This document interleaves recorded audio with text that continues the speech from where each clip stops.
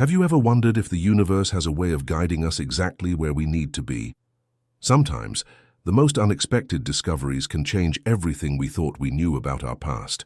Today's story will leave you questioning whether some encounters are truly just coincidence. Don't forget to subscribe to our channel and hit the bell icon for more incredible true stories that will touch your heart. The morning of November 15th, 1952, dawned grey and bitter across the Kansas plains. Margaret Calloway pulled her worn wool coat tighter around her shoulders as she stepped out of the small boarding house in Dodge City, her breath forming small clouds in the frigid air. Behind her, 3 small faces peered through the frost-covered window. Tommy, 8 years old, with his father's stubborn cowlick, Sarah, 6, clutching her only doll, and little James, barely 4, who still asked when Daddy was coming home. Margaret's hands trembled as she counted the few crumpled bills in her purse, $12.37. That was all that stood between her family and complete destitution. The boarding house owner, Mrs. Henderson, had been patient, but patience had its limits. 3 weeks behind on rent, with winter settling in like an unwelcome guest, Margaret knew they couldn't stay another night. "Mama, are we really leaving?" Tommy asked, his voice small and uncertain as he helped his younger siblings with their coats. Margaret knelt down, looking into her son's eyes, so much like Robert's it sometimes took her breath away. "We're going on an adventure, sweetheart. Remember how Daddy used to tell us stories about exploring new places?" Sarah hugged her doll tighter. "Will Daddy find us if we're not here?" The question hit Margaret like a physical blow. Robert had been declared missing in action 8 months ago, somewhere in the mountains of Korea.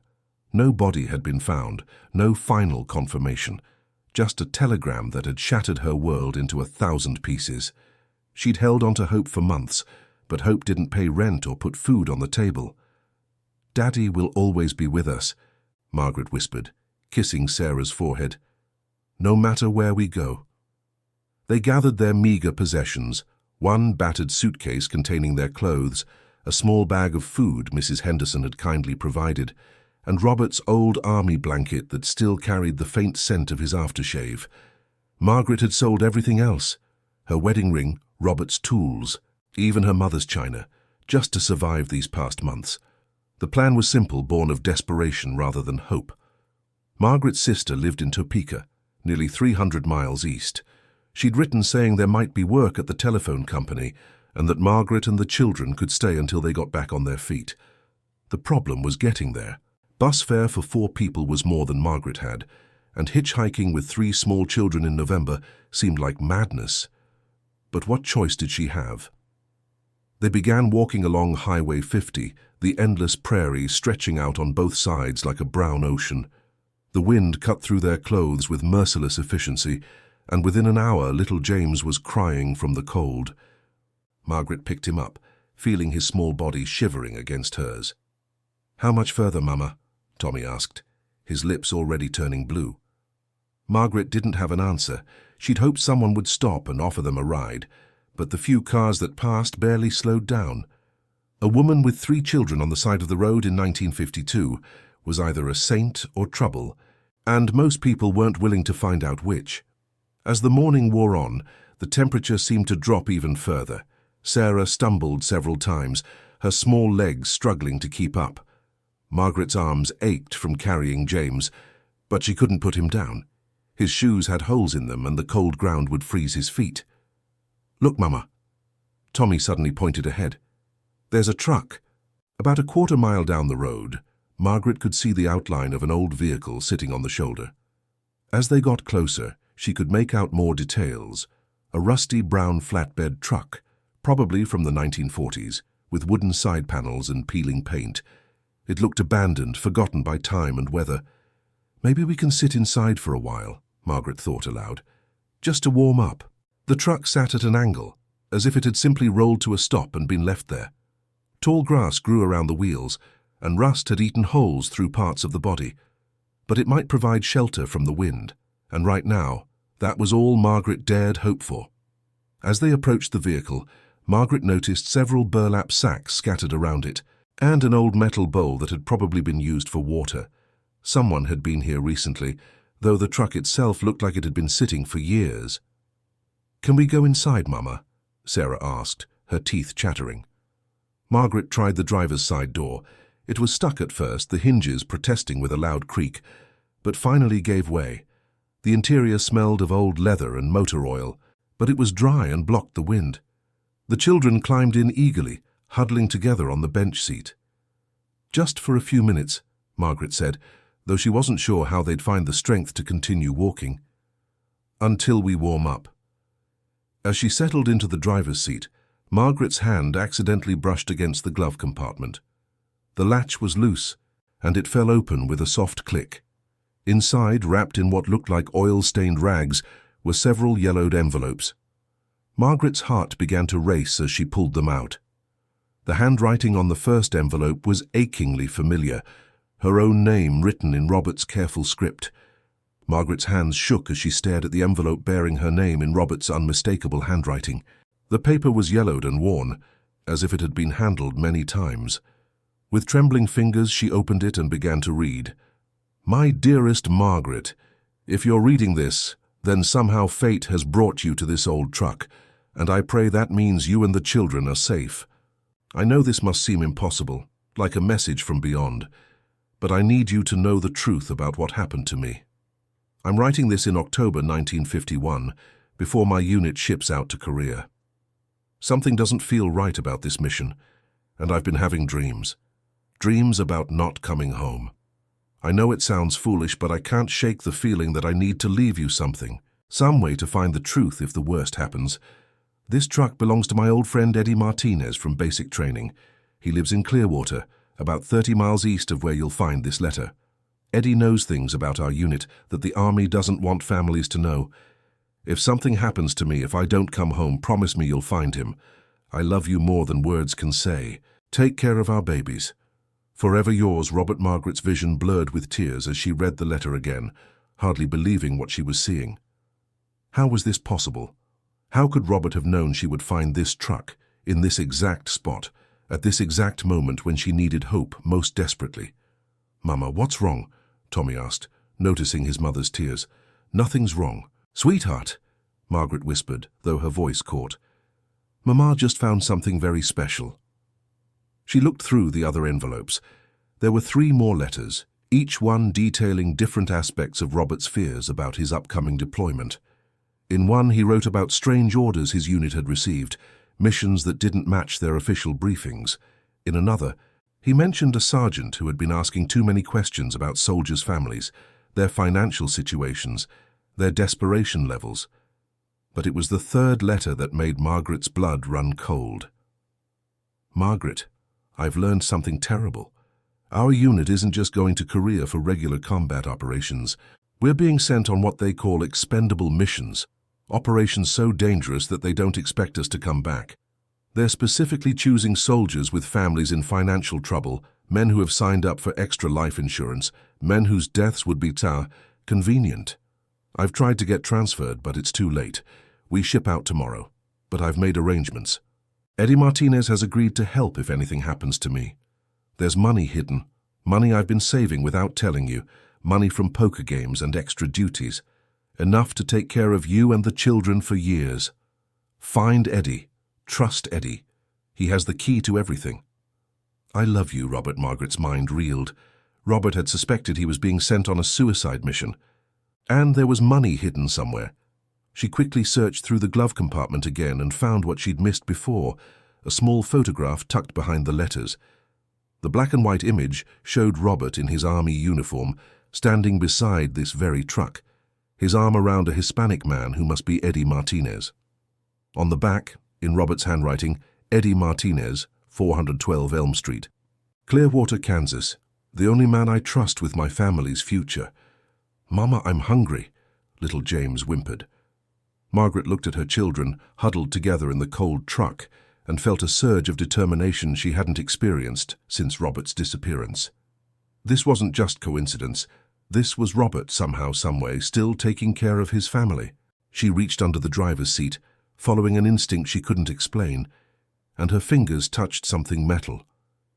Pulling it out, she found a small tin box, the kind used for tobacco. Inside were Robert's dog tags, the ones the army had claimed were never recovered, and a hand-drawn map showing the route from their current location to Clearwater. "Children," Margaret said, her voice stronger now than it had been in months, "we're going to take a little detour." "Where are we going, Mama?" Sarah asked. Margaret looked at the map, then at the photograph of Robert and Eddie Martinez. "We're going to find an old friend of your father's, someone who might have answers about what really happened to Daddy." Tommy studied his mother's face. Even at 8 years old, he could sense that something important was happening. "Is Daddy really gone, Mama?" Margaret folded the letters carefully and put them in her coat pocket, along with the photograph and dog tags. "I don't know, sweetheart, but I think we're about to find out." The truck, of course, wouldn't start. The engine was long dead, and even if it had run, Margaret didn't know how to drive. But the discovery had given her something more valuable than transportation. It had given her purpose. They gathered their belongings and began walking again, but this time Margaret's steps were sure and determined. Clearwater was 30 miles away, but she had a destination now, a plan. More importantly, she had hope. As they walked, Margaret found herself talking to Robert in her mind, the way she used to when he was deployed for training exercises. "I found your message," she whispered to the wind. "I'm coming, Robert. If there's any chance you're still out there, I'm going to find you." The children, sensing their mother's renewed strength, walked with less complaint. Tommy even started telling jokes to keep Sarah and James distracted from the cold. They were still a family in crisis, still desperately poor and facing an uncertain future, but they were no longer walking aimlessly into the void. They were walking toward answers. By late afternoon, Margaret and the children had managed to catch a ride with a farmer heading toward Clearwater. The kind man, seeing a woman with 3 small children walking along the highway, had stopped without hesitation. Margaret clutched Robert's letters in her coat pocket throughout the entire ride, afraid that if she let go, this fragile thread of hope might disappear. Clearwater was a small farming town, the kind of place where everyone knew everyone else's business. The farmer dropped them off at the main intersection, pointing them toward Elm Street. As they walked through the quiet neighborhoods, Margaret felt her heart pounding. What if Eddie Martinez had moved? What if he didn't remember Robert? What if this was all just a cruel coincidence? 412. Elm Street turned out to be a modest white house with a well-maintained front yard and a small workshop in the back. Smoke was rising from the chimney, and Margaret could see warm light glowing through the windows. She took a deep breath and knocked on the front door. A woman in her 30s answered, wiping her hands on a kitchen towel. She had kind eyes and graying hair pulled back in a practical bun. "Can I help you?" "I'm looking for Eddie Martinez," Margaret said, her voice barely steady. "I'm Margaret Calloway. My husband was Robert Calloway, and I believe he knew your husband." The woman's expression changed immediately, her eyes widening with recognition and something that looked like relief. "Oh my goodness, Margaret, Eddie, come quickly." A stocky man with calloused hands and worried eyes appeared in the doorway. When he saw Margaret and the children, his face went pale. "Mrs. Calloway, how did you find us?" Margaret pulled out the photograph and handed it to him. Eddie stared at it for a long moment, then looked up at her with tears in his eyes. "He said you might come someday," Eddie whispered. "He said if anything happened to him, you might find your way here, but I never really believed. Come in, please, all of you. Maria, make some coffee, and heat up some soup for the children." Inside the warm house, Margaret finally felt safe enough to tell the whole story. Finding the truck, discovering the letters, learning about Robert's suspicions. Eddie listened intently, nodding at certain parts as if confirming details he already knew. "Your husband was right to be suspicious," Eddie said finally. "Our unit was sent on what they called high-risk reconnaissance missions, but we all knew they were suicide runs. They were sending us into areas where Chinese forces were heavily concentrated, with inadequate support and impossible objectives. But Robert was declared missing in action," Margaret said. "They never found his body." Eddie exchanged a look with his wife. "That's because he was never where they said he was. Mrs. Calloway, your husband didn't die in Korea." Margaret felt the world tilt around her. "What do you mean?" 3 days before our unit was supposed to ship out, Robert came to me with evidence. He'd been investigating the suspicious orders, and he'd discovered that our commanding officer was taking bribes to ensure certain soldiers didn't come back. Soldiers whose life insurance policies would pay out handsomely to beneficiaries, with kickbacks going to the officer. "That's impossible," Margaret breathed.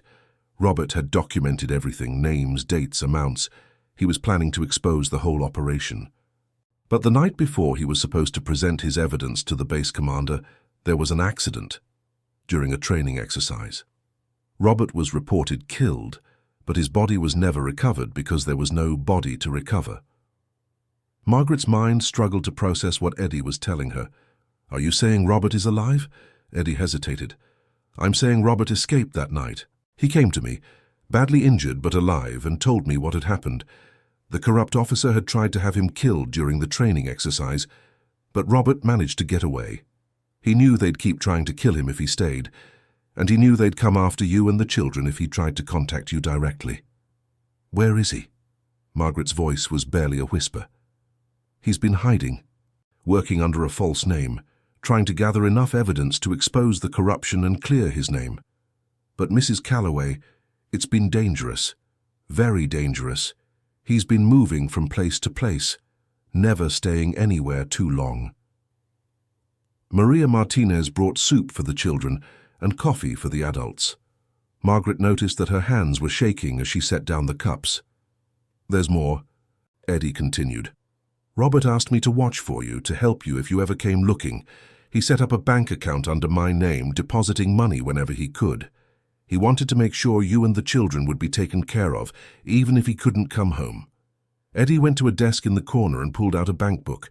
"There's over $3,000 in this account, Mrs. Calloway. Money Robert has been saving for you." Margaret stared at the bank book, hardly able to believe what she was seeing.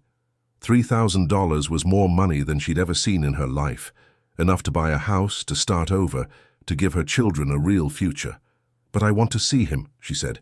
"If Robert is alive, I need to see him." Eddie nodded slowly. "I was hoping you'd say that. He's been staying at a lumber camp about 50 miles north of here, working under the name John Collins. Mrs. Calloway, he doesn't know you're here. He doesn't know you found the truck or the letters. For all he knows, you still think he's dead." Margaret looked at her children, who were eating Maria's soup with the desperate hunger of people who hadn't had a proper meal in days. Tommy was listening to the adult conversation with the serious expression of a boy who'd been forced to grow up too quickly. "Can you take us to him?" Margaret asked. "First thing tomorrow morning," Eddie promised. "But Mrs. Calloway, you need to understand, Robert has been living like a hunted man for almost a year. This has changed him. He may not be exactly the same man you remember." Margaret touched the letters in her pocket. "He's still my husband. He's still their father. Whatever he's been through, we'll face it together." That night, the Martinez family insisted that Margaret and the children stay in their guest room. As Margaret tucked her children into real beds for the first time in weeks, Sarah looked up at her with sleepy eyes. "Mama, is Daddy really alive?" Margaret smoothed her daughter's hair. "I think so, sweetheart. I think Daddy has been trying very hard to come home to us." "Will he recognize us?" Tommy asked from the other bed. Margaret smiled, though tears were streaming down her face. "Oh yes, my love. Daddies always recognize their children no matter how much time has passed." As the children drifted off to sleep, Margaret sat by the window, looking out at the star-filled Kansas sky. Tomorrow she would see Robert again. Tomorrow their family might finally be whole. But tonight, for the first time in 8 months, she allowed herself to believe in miracles. The lumber camp sat in a valley surrounded by bare November trees, a collection of rough wooden buildings and equipment that looked temporary but permanent at the same time. Eddie had driven Margaret and the children in his pickup truck, the 40-mile journey passing in tense silence. Margaret's heart had been racing since dawn, and now as they approached the camp she felt as if she might faint. "That's him," Eddie said quietly, pointing to a man loading lumber onto a truck near the main building. Margaret looked where Eddie was pointing and felt her breath catch. The man was thinner than Robert had been, his hair longer and unkempt, his face weathered by months of outdoor work and worry. But the way he moved, the set of his shoulders, the careful precision with which he stacked the lumber, It was unmistakably her husband. "Daddy!" Sarah suddenly cried out, recognizing him despite the changes. Robert looked up at the sound, his eyes scanning the area until they found Eddie's truck. When he saw Margaret sitting in the passenger seat, the piece of lumber in his hands crashed to the ground. For a moment, he stood frozen, as if he couldn't trust what he was seeing. Then he was running. Margaret tumbled out of the truck and ran toward him, 8 months of grief and longing and desperate hope propelling her forward.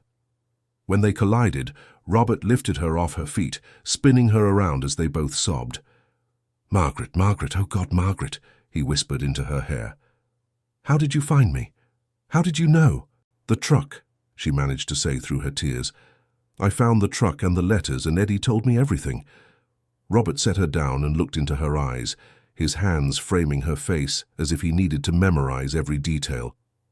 "I'm so sorry. I'm so sorry I couldn't come home, couldn't contact you. They would have killed you, killed the children. I couldn't risk it." "Daddy, Daddy." The children had climbed out of the truck and were running toward them. Robert knelt down and gathered all three into his arms, his body shaking with the force of his emotions. "My babies," he whispered. "Look how you've grown. Tommy, you're so tall. Sarah, sweetheart, you're so beautiful. And James, my little man." He looked up at Margaret. "They're so thin. Have you been eating enough? Have you been warm enough?" Margaret knelt beside them, completing the circle of their family. "We've been managing. But Robert, we lost the house. I had to sell everything. We've been living in boarding houses, and I was taking the children to my sister's when we found the truck." Robert's face darkened with anger, not at Margaret, but at the circumstances that had forced his family into poverty while he hid like a criminal. "This is my fault, all of it." "No," Margaret said firmly. "This is the fault of the men who tried to kill you, who corrupted the system that was supposed to protect soldiers and their families. But Robert, Eddie says you have evidence that could clear your name." Robert nodded, his arms still wrapped around his children. "I've been gathering proof for months. Documents, witness statements, financial records. I have enough to expose the whole operation, but I needed to be sure I could protect you and the children before I came forward." Eddie approached the family group, his expression serious. "Robert, there's something else. The investigation has been moving forward without you. 2 other soldiers from your unit have come forward with similar stories. The army is finally taking this seriously." Robert looked up sharply. "What do you mean?" "I mean it might be safe for you to come home. The corrupt officers have been arrested. The investigation is public now. You're not a fugitive anymore, Robert. You're a victim." Margaret felt a surge of hope so strong it was almost painful. "Does that mean we can be a family again? Really be a family?" Robert stood up, lifting James in his arms while keeping one hand on Margaret's shoulder. "I want that more than anything in the world, but I need to know, can you forgive me for putting you through this? For letting you think I was dead?" Margaret looked at her husband, this man who had risked everything to protect his family, who had lived in hiding and worked dangerous jobs and sacrificed his own safety to ensure they would be provided for. "Robert Calloway, you are the bravest, most loving man I've ever known. There's nothing to forgive." "But the children," Robert said, looking down at Tommy, Sarah, and James. "I've missed so much. Tommy, you've lost teeth. Sarah, you're reading now, aren't you? And James, you're talking in full sentences. I've missed months of your lives." Tommy, with the wisdom of an 8-year-old who had been forced to be the man of the house, looked up at his father seriously. "Daddy, Mama told us stories about you every night. We never forgot you. And now you're back, so we can make new memories." Robert's eyes filled with tears again. "How did I get so lucky to have such an amazing family?" Eddie cleared his throat. "Robert, there's one more thing. The army wants to meet with you next week. They're offering full reinstatement, back pay, and a formal apology. They want to make this right." Margaret felt a weight she'd been carrying for months finally lift from her shoulders. "Back pay? 8 months of military salary plus compensation for the hardship you've endured," Eddie explained. "It won't undo what you've been through, but it's a start." Robert set James down and pulled Margaret close again. "We can buy a house, a real house with a yard for the children to play in. We can start over properly this time." "Where?" Margaret asked. "Where do you want to start over?" Robert looked around at the lumber camp, then at Eddie, then at his family. "Anywhere you want, as long as we're together. I've learned that home isn't a place, it's the people you love." Sarah tugged on Robert's coat. "Daddy, can we get a dog?" Robert laughed. The first genuine laugh Margaret had heard from him since his return. "Yes, sweetheart. We can get a dog. We can get anything you want." As the family stood together in the November sunshine, Margaret thought about the chain of events that had brought them to this moment. If they hadn't lost their home, they wouldn't have been walking along that highway. If they hadn't been cold and desperate, they wouldn't have sought shelter in the abandoned truck. If Robert hadn't had the foresight to leave those letters, they never would have found Eddie, and Robert might have remained in hiding forever. "Do you think it was fate?" she asked Robert quietly. "All of this?" Robert considered the question, looking at his children playing around Eddie's truck, at his wife's face glowing with happiness for the first time in months, at the future that was finally opening up before them again. "I think," he said slowly, "that sometimes, when you love someone enough, you find a way to take care of them, even when you can't be there. And sometimes, when you need hope badly enough, the universe conspires to give you exactly what you need, exactly when you need it." Margaret smiled, remembering the moment she'd opened that glove compartment and found Robert's letters. The truck wasn't just shelter from the wind. "No," Robert agreed, pulling her close. "It was a message, a promise that love doesn't end, even when everything else seems lost." As they prepared to leave the lumber camp and begin their journey home, their real journey home together as a family, Margaret looked back once at the valley where Robert had been hiding. Tomorrow they would start the process of rebuilding their lives. There would be paperwork and meetings and difficult conversations about the months they'd spent apart. But today, they were simply a family reunited, walking toward a future that was bright with possibility. And somewhere on a lonely stretch of Kansas highway, an old rusty truck sat abandoned by the roadside, having served its purpose as a bridge between despair and hope, between loss and love, between a broken family and a miracle that proved some messages are too important to be lost forever. If this story touched your heart, don't forget to subscribe to our channel and share it with someone who believes in the power of love and hope. What do you think? Was it fate that led Margaret to that truck, or simply the universe's way of rewarding a mother's determination to protect her family? Let us know in the comments below, and remember, sometimes the most incredible journeys begin with a single step into the unknown. Thank you for joining us for this incredible story of love, loss, and the unbreakable bonds of family. Until next time, keep believing in miracles. They're often closer than we think.